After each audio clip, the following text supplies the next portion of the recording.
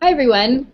My name is Mariam Adamu, and I'm an Emerson Hunger Fellow working with the Poverty to Prosperity program at Center for American Progress, which is a partner in the Half in 10 Education Fund. As some of you may know, we launched our latest venture, a new website and blog called TalkPoverty.org, which is an online hub that brings together people from all corners of the anti-poverty movement who are working to build the momentum necessary to cut poverty in half. Over the first month and a half, we had a number of different posts from everything talking about the building a food justice movement from America's Top Chef judge Tom Colicchio, to an interview with Senator Patty Murray, to the stories of everyday workers and families who are working to climb out of poverty, talking about the policies that have helped them along the way. So today, I'm really excited to be hosting our second Talk Poverty Live, and this will be an extension of the ideas and themes that you can find on talkpoverty.org that we've sort of taken from the pages and brought to you here in the form of a live interactive discussion. And so Talk Poverty Live happens regularly, and it'll touch on some of those ideas and themes based on panelists that we invite or what's happening in the news. And if you ever miss anything or want to share this with friends, it will remain on the webpage. And so in addition to the guests that we feature on the show, we really want to hear from you, the viewers. So please feel free to tweet questions for any of the guests at the Twitter handle @TalkPoverty, or post them on TalkPoverty.org's Facebook page. And throughout the show, we'll gather them and go through as many as possible during the Q&A portion at the end. And finally, at the beginning of each Talk Poverty Live, we will lift up an anti-poverty hero. We really want to acknowledge that the only way that we can significantly reduce poverty in this country is through activism, service provision, research, organizing, advocacy, and sort of the things that people are doing every day on the ground. And so we at Talk Poverty really want to highlight that. And so if you ever want to nominate future heroes, please email info@talkpoverty.org. Our poverty hero this month is a woman named Delmy Bermeo Solo from Reston, Virginia. Delmy is a working single mother who has a 7-year-old daughter, and she courageously shared her story at the White House Working Family Summit in DC that happened a couple weeks ago, which was a gathering of 1,000 different advocates and professionals who are fighting for family-friendly policies in the workplace. And so she talked about the importance of paid leave and sick days, which have enabled her to spend more time with her daughter and work to get her GED. So we really want to thank Delmy for sharing her story and putting a face on these really important issues. And so now I really want to kick off our second Talk Poverty Live panel by introducing our guests. The invite listed Reverend William Barber III, but unfortunately Reverend Barber had an emergency in his congregation and so wasn't able to join us for this conversation, but we're really happy to host the amazing Reverend Rodney Sadler Jr. And Reverend Sadler is an ordained Baptist minister. He is a former assistant project director with the leadership development programs of the Congress of National Black Churches, the former director of the Office of Black Church Studies at Duke University Divinity School, and is currently the assistant professor of Bible and the chair of the Bible department at Union Presbyterian Seminary. Among his research interests are the intersections of race and scripture, the enactment of justice in society based on biblical imperatives, and the intersection of religion and politics. Reverend Sadler has a Master's of Divinity from Howard University and a PhD from Duke University, and he's also been really involved in the Moral Mondays movement in North Carolina. And so we're really excited to have Reverend Sadler for this conversation. And we are also joined by Will Pitts, who is the Executive Director of Washington Community Action Network, also known as Washington CAN. Washington CAN is a community organization and progressive coalition dedicated to economic justice and racial equity. Washington CAN has led local, state, and national campaigns to achieve health care for all, improve wages and working conditions for low-income workers, and engage often marginalized communities across Washington state and democratic action. And he recently co-chaired the 15 for Seattle Coalition, which helped lead the fight to raise Seattle's minimum wage to $15 an hour. So welcome to both of our panelists. Thank you very much. So just to recap, the topic of today's Talk Poverty Live is building an economic justice movement, and so the conversation will be framed around the 50th anniversary of the Civil Rights Act, which was just last week, one of the major tenets of the civil rights movement was the call for economic justice for all Americans by way of good jobs and decent wages. But here we are 50 years after the Civil Rights Act was signed into law in 1964, and millions of American workers don't make a living wage, and despite great progress, people of color and specifically African Americans face disproportionately high rates of economic advantage. And so we're really at this important juncture in time that calls for this renewed economic justice movement to provide all Americans with economic security that they deserve and demanding living wages and good jobs for all. And so with that, I really want to kick off the conversation. I'll stop talking and kick this question off for both of you. What's the historical and current significance of building political power across seemingly different groups for economic justice, especially as we reflect on these last 50 years? Well, that's a very, very interesting question. I think, let me speak from the perspective of the Moral Monday movement. First off, I'm Rodney Sadler. I apologize for Dr. Barber not being able to be here with you today, and I apologize that you have to deal with me, but I hope I can give you some insight into this wonderful movement. Dr. Barber is a wonderful and incredibly busy man who has helped us spark a movement that is, I think, transforming the way that we look at politics across the nation. One of the things I think Dr. Barber has done is to galvanize a movement that really does bring together a lot of the tenets of the original civil rights movement, and that we have to bring groups together, we have to work together in order to achieve a common goal, which is a better future for us all. One of the things that we've done with the Moral Monday movement is we've brought together people that were involved in women's health care issues, women's rights issues, Medicaid expansion concerns, health care issues in general, voting rights issues, education issues, and we built a broad-based coalition of these people from these disparate groups to try to begin to work on improving the quality of life for all the citizens of North Carolina. In part, this has been in response to the ALEC-based legislation coming out of our General Assembly and our governor's mansion, but I think in part it also demonstrates the fact that you're correct. A lot of the things that we fought for 50 years ago with Martin Luther King Jr., Walter Fontroy, and all these great civil rights leaders in that day, we still have yet to achieve. We still have not had a full-fledged Poor People's Campaign that has rectified this issue. We still have not moved beyond the point in which certain people are living in perpetual poverty with no opportunity to advance. So by bringing together a broad-based coalition of people, forming a big tent politics, what we're better able to do is we're able to get people to leverage their own power to work on other people's issues, which are actually their issues. You don't want a society where you're working for let's say jobs for all. I'm here today for a jobs conference. We don't want to work for a society in which we have great jobs but we don't have adequate housing. We don't want a society where we have great jobs and adequate housing but no health care. So we really do need to work on these, because together we form the more perfect union. Together we form the better society, the great society that we strive for. I'd love to chime in on this question, and thanks, Reverend, and thanks, Mariam, for this conversation. We, when I think about, I haven't been around for 50 years, but I can say that, one of the things that we think about a lot when you talk about bringing different groups together into these fights and into this movement for economic justice is we do have to think differently about, we just have to think about the demographics. I live in Washington State, and Washington State is a state that is 80%, if you look at the census, 80% white, non-Hispanic.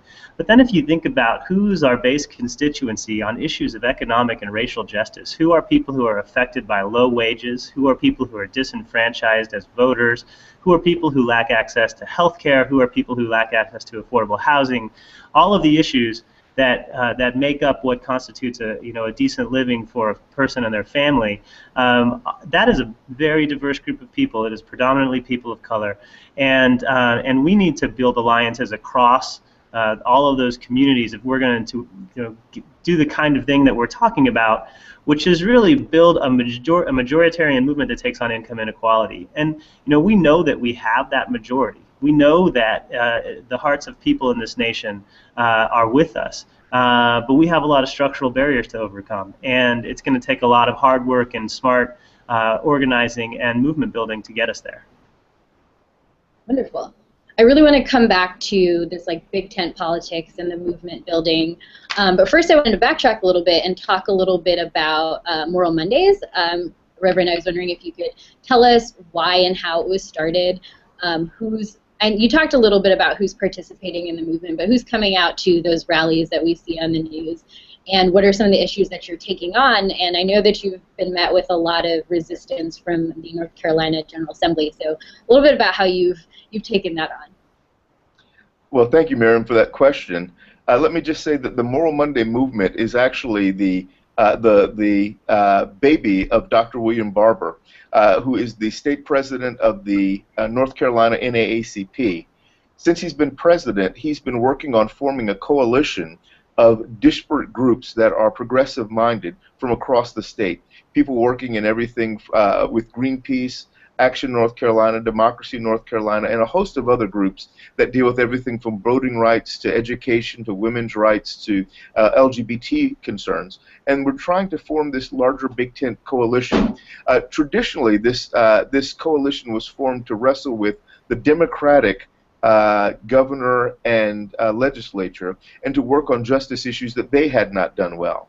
So after the 2012 elections, when the Republicans took over our Senate and our General Assembly, and our governor's mansion for the first time in literally more than 100 years, we had to utilize the same combined efforts that formed this group called the HK on J, or Historic Thousands on Jones Street movement, to begin to address the regressive policies that were coming out of the ALEC-based agenda that was coming forth from the General Assembly.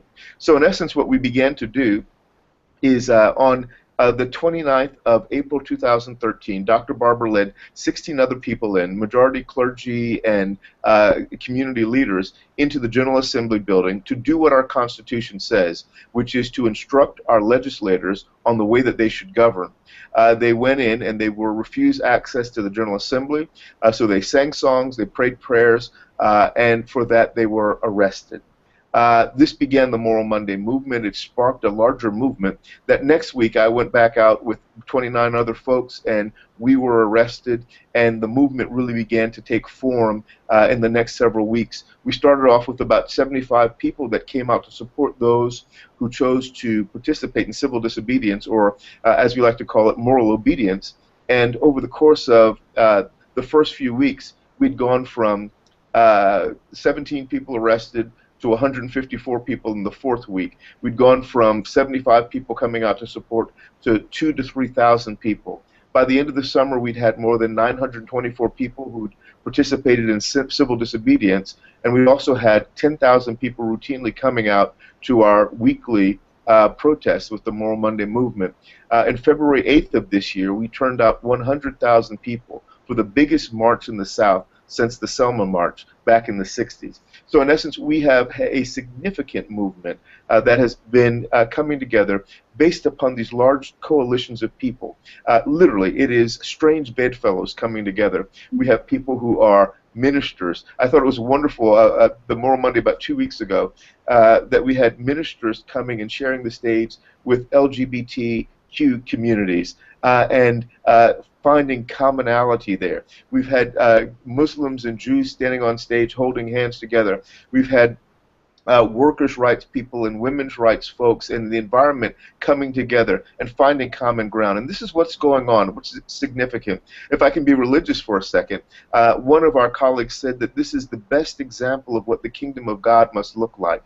As people, young and old, black and white, rich and poor, democratic, independents, and yes, even Republicans come out to bear witness together and to work for a more just society together. So this is sort of what the Moral Monday movement is, and it really has been a pushback in recent years to what's going on with the Republican administration and trying to make sure that we govern in a way that is in accord with the precepts of our scriptures and the principles that we believe in that make a just and equitable society.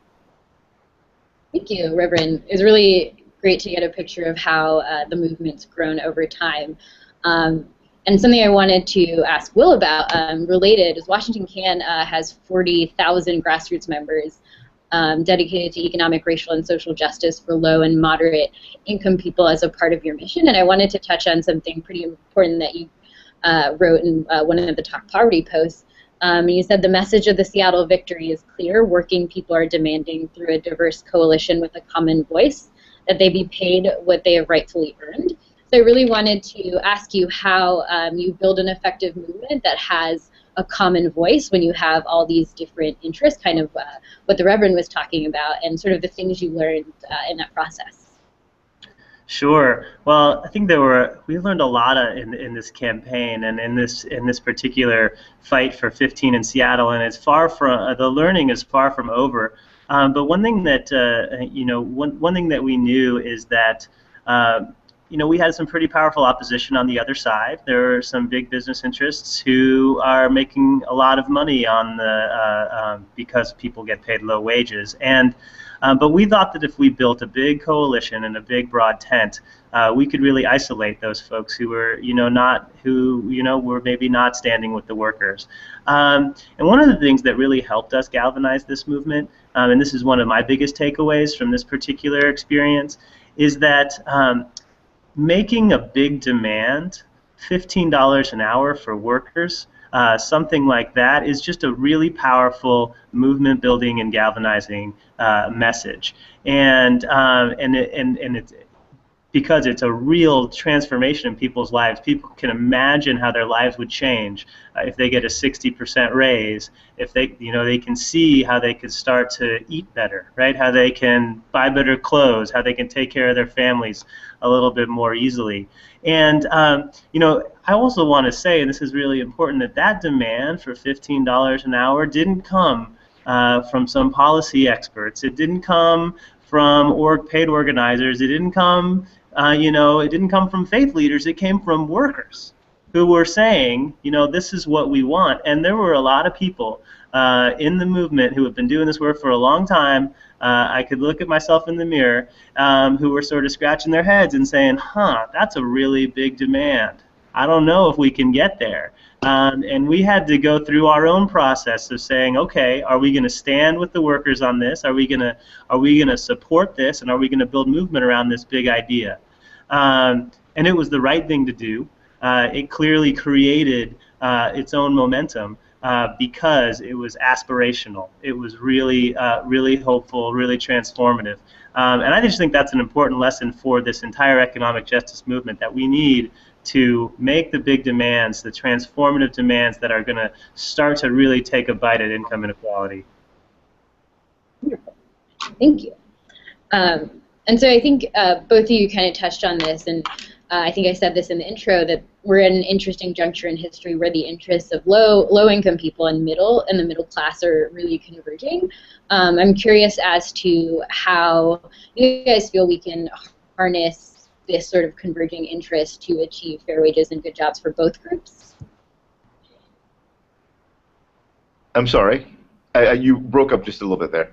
Sorry. Okay. I was talking about how the interests of low-income people and the middle class, their interests are really converging around the issue of economic and income inequality. I'm curious as to how you both feel we can harness that converging interest to achieve fair wages and good jobs for all ends of the spectrum.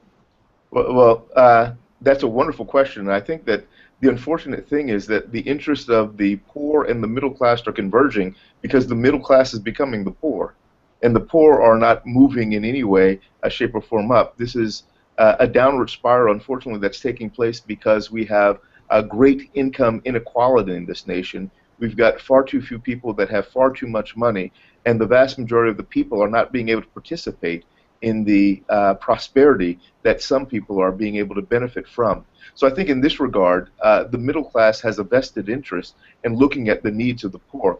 At the conference I was just at a little bit earlier today, one of the points I wanted to make is that the people that are sitting in the room need to look around at themselves in this room and realize that the poor are not some other group. They're not some group that's different from us as middle class people. The poor are just people like us without opportunity. And if we don't share that opportunity with others, not only will they languish, but we will also find ourselves among the poor. sooner than we think.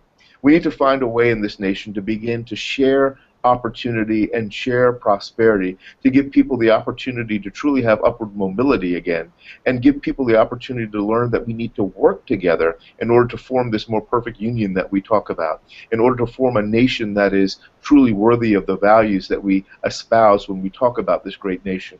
So I think the interests of the poor and the middle class are converging, and this is I'd like to say it in this way, a pregnant time, a time that can give birth to new possibilities if we learn to work together, if we get beyond the unfortunate mythology that has defined the poor as those who are morally bereft, who are lazy, and who are poor because of their own personal failings.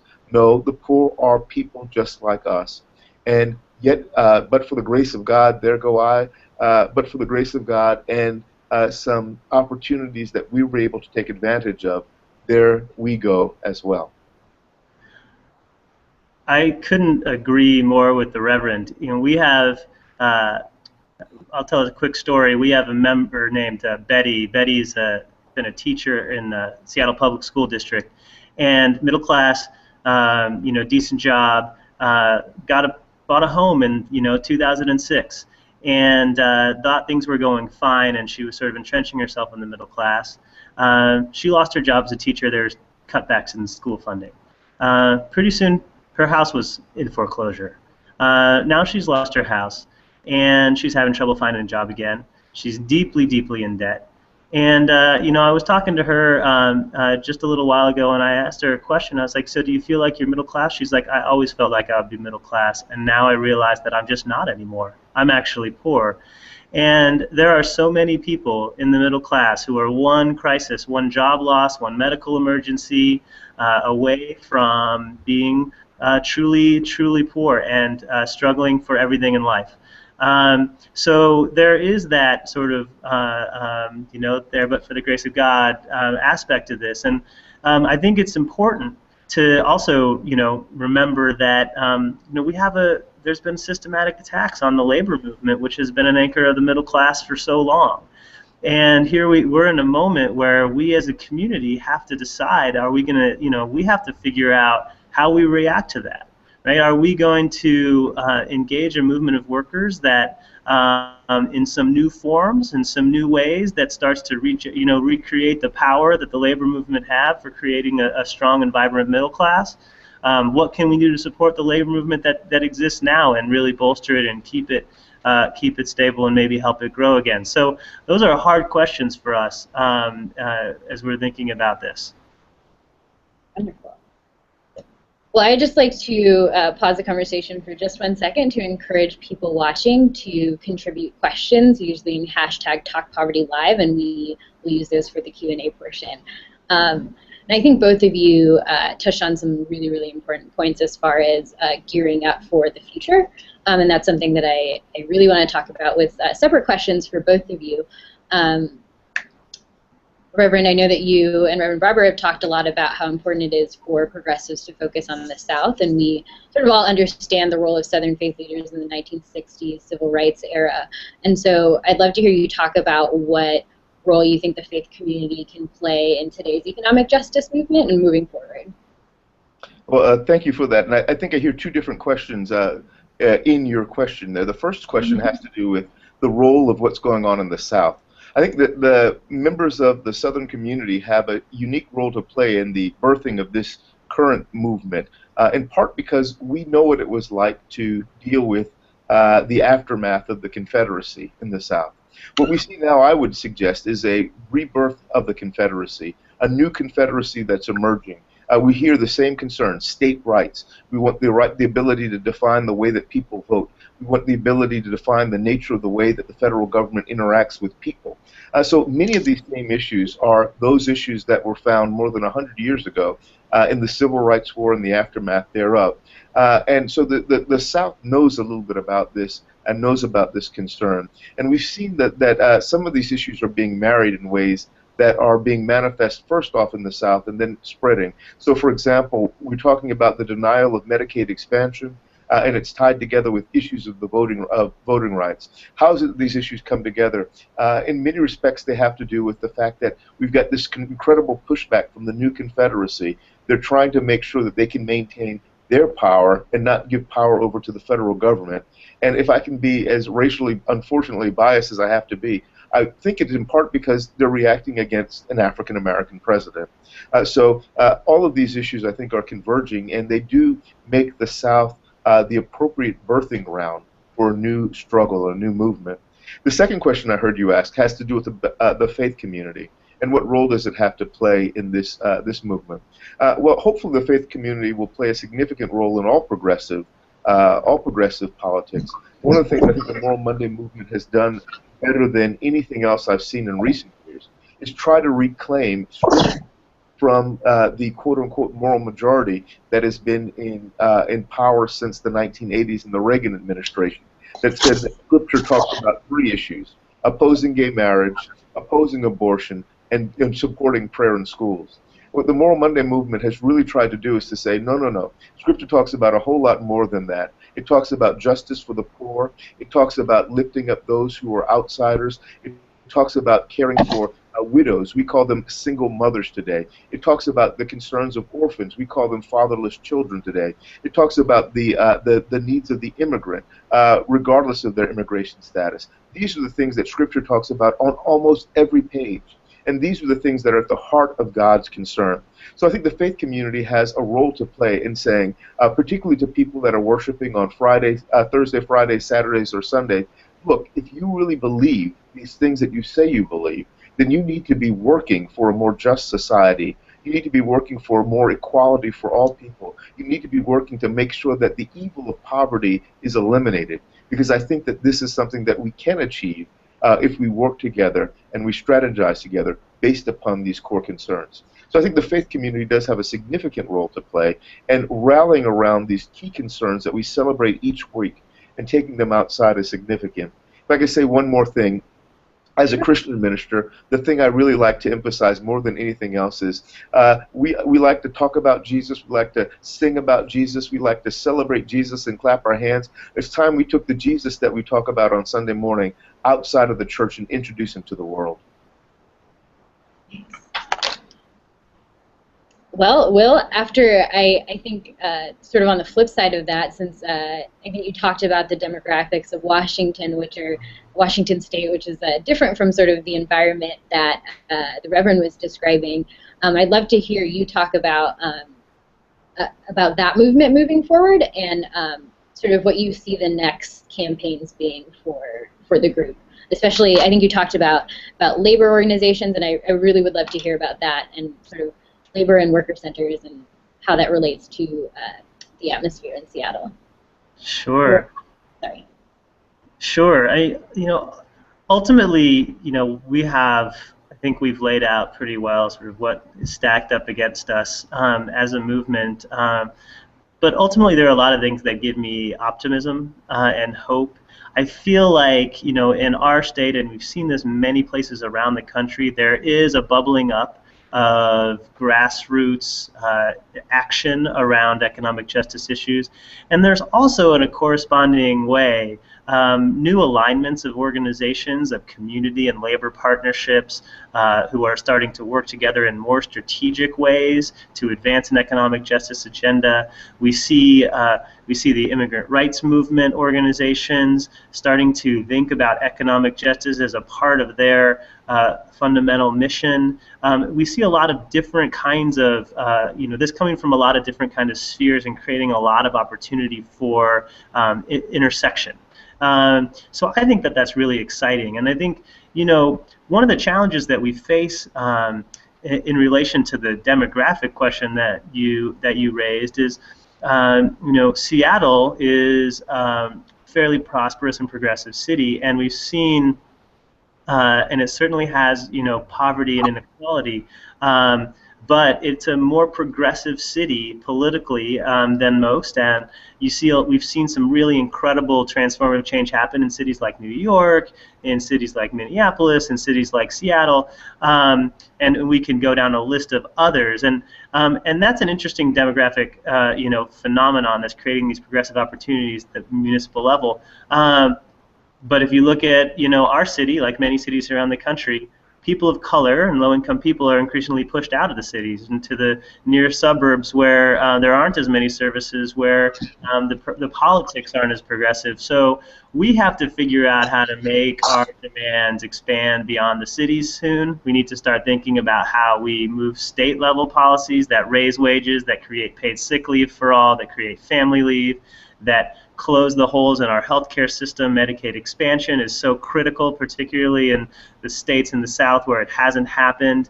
And then we get to a place where we're moving things on a national level, and that feels like next to impossible right now with the gridlock that we see in Congress. But all of these, we really believe, and where my optimism comes from is that what's happening in communities around the country is the seeds of something bigger, and will bubble up. As organizers and people and in the progressive movement, we have to be optimistic. But this really does feel like something to me, and it's motivating to all of us. I feel like that optimism is really in the questions that we're getting from a lot of the viewers. And so I wanted to turn to one from user anti_poverty_NJ. And so they were wondering if there are any ideas about how big tent coalitions can do decision-making about priority advocacy.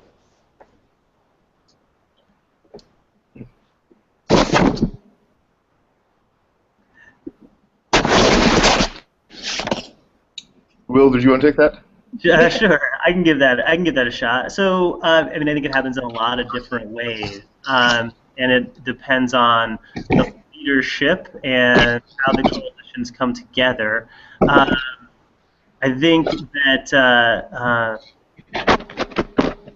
at least there are some issues that are sort of natural bridge issues that bring folks together and can become sort of national. I think healthcare reform was a really good example of an issue that brought big tent coalitions together and sort of showed people the power they had when they came together and worked together. When you get some victories under your belt, it kind of makes people see the power, right, of making decisions together and prioritizing issues together.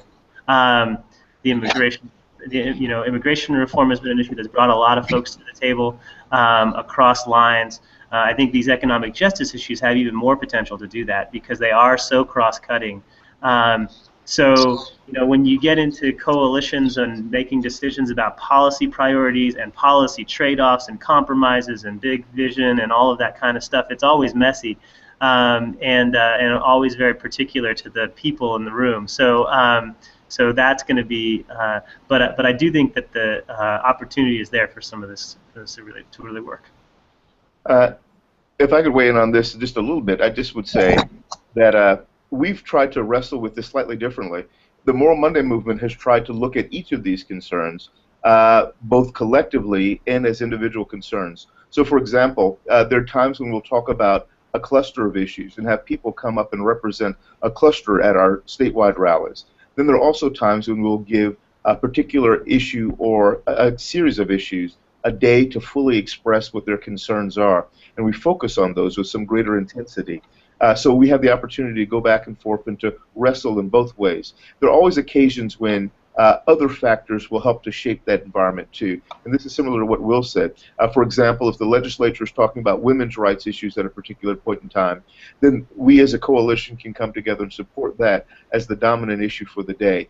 Or if there's a larger event that's going on in a particular community that one of our coalition partners is emphasizing, for example, Jobs for All, we can focus on that. So I think what goes on in part is we have to leverage the momentum of the entire group to work on our specific issues at times, and then at other points in time we can bring all of our issues to the fore and share that spotlight.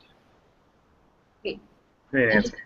Yeah, I know, Will, I heard you say that a win does something really important for a movement, and so I really wanted to hear just a little bit about like what the $15 minimum wage like did for the people you worked with and what sort of changed in that aftermath. Well, we're thinking about moving to state-level legislation to raise the wage for everybody. Feeling increasingly motivated around moving. We recently passed a very progressive paid sick leave policy in Seattle that we think also ought to be brought, to the state level. So it's been really motivating that way, and we're, sort of talking about what are the next big demands. I would say, it's gotten us also thinking differently, and this is nascent and it's sort of bubbling around, but it's also gotten us thinking differently about the long-term structure of our movement. Can we have sort of a more effective coalitional, long-term power-building structures? And we're really thinking about how do we start to organize workers who can't be unionized very easily, and how could that, or what can that do for our movement? So it's pushed our thinking, it's sort of motivated us, and given us, I think, we feel like, well, I'll say this too. When you do something that feels like it's a big victory, you just want more. So it's definitely given us some fuel in our organizing. And I also wanted to ask both of you to talk a little bit about the impact of the minimum wage on people of color, specifically, because I think that's a really important point, especially in light of the anniversary, to talk about how that impacts this community specifically. The impact of the minimum wage on minority communities, you're saying? Yes. Yeah. I think, I think for one thing, let me just say this. I think in terms of a minimum wage, we're long overdue for a significant revision in our notion of a minimum wage. I have a good friend, Joel Siegel, who likes to talk about we don't need a minimum wage, we need a maximum wage. We need something that we can strive toward, not just something that we work down towards. I think that my ultimate concern about the minimum wage is that unless we put more money in the hands of those who are at the bottom of this income ladder, the larger economy will never begin to develop and grow in the same way that it could. It works to all of our advantages to lift from the bottom up in this regard. A minimum wage is something that can help to sustain growth for those who are at the bottom, and lift those who are at the bottom and give them more opportunities.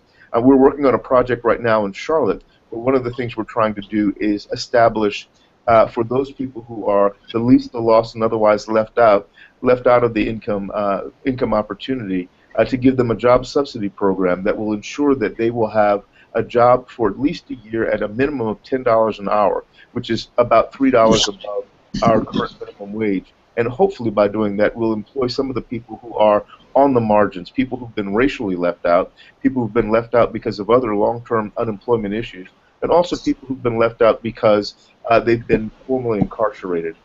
This is a group of people that we don't talk about much in these polite conversations that we also need to bring to the fore. What happens when you have a class of people who are systematically left out of any opportunity to improve their lot in life? So hopefully we can begin to think about ways to lift from the bottom, to lift all people, and then if we do that, a rising tide does lift all boats. Yeah, and I would just add to that. I think a minimum wage doesn't actually do much to help folks who are already left out of the labor market, or really marginalized within the labor market.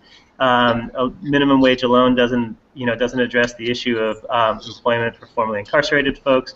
It doesn't address the issue of wage theft, which is rampant, particularly for the most vulnerable people in the workforce. Immigrants, women, a lot of people of color. A lot of the jobs, the jobs out there are people are not getting paid, people are not having access to basic benefits, working conditions. If you're a farm worker, you're exposed to pesticides. These are jobs that are mostly held by people of color. So there's a whole set of worker issues that we need to address that go far beyond the minimum wage. And we need to think about what are the structures that we can create that create some serious enforcement and accountability from employers on the minimum wage, as well as this whole other set of.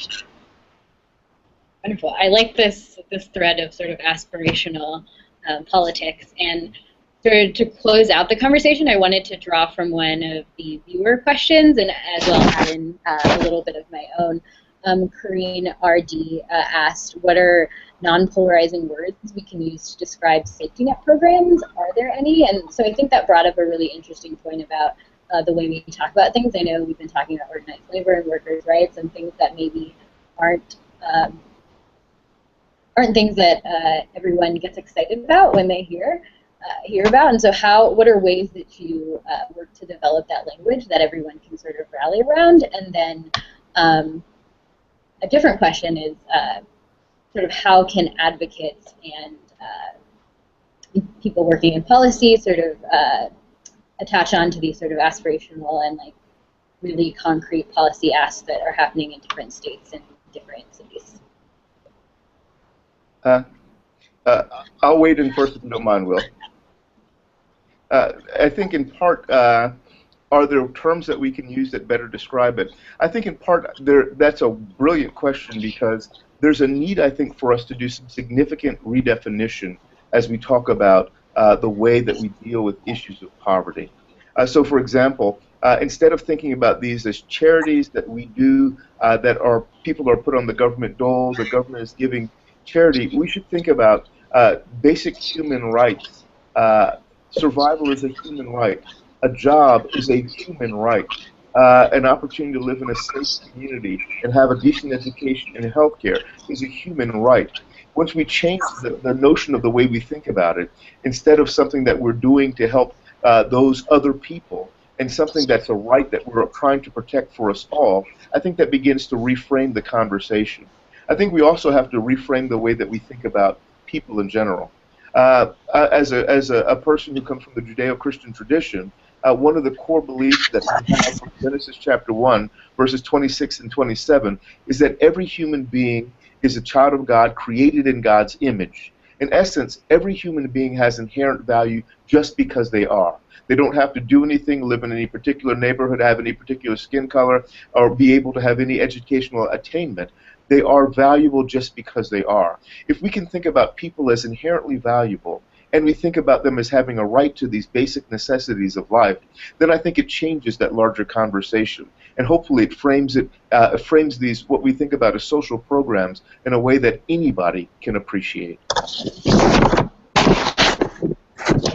I think what the Reverend said about the human rights framing on these issues is really compelling and certainly something that we ought to think about. And another way that we reframe is around just the concept of what are living wages. And the concept of living wages is about more than money, right? It's about what a human being or a family needs to survive and thrive. So it includes all of the things. It includes housing and health care. It includes transportation costs. It includes the ability to save a little bit of money for retirement, pay for food and clothing, etc.